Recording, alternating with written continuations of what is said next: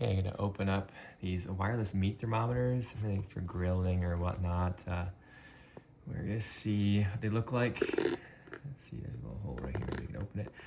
Looking at the back here too, looks like, I thought it was everything you need is on here, but it looks like you can also connect it to an app on your phone.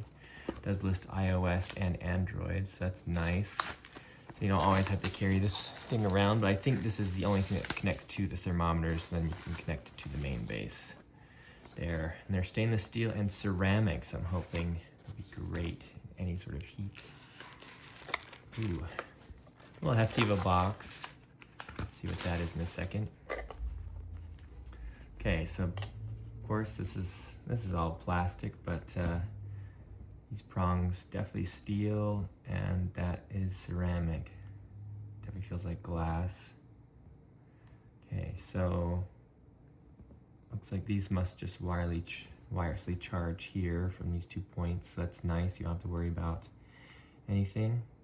They just stick right in there. Fit in quite nice. Let's see if I can turn this on. There's no power buttons, just USB-C. Well, that's nice. I'll have to read the thermometer, see how it works. It does feel pretty good.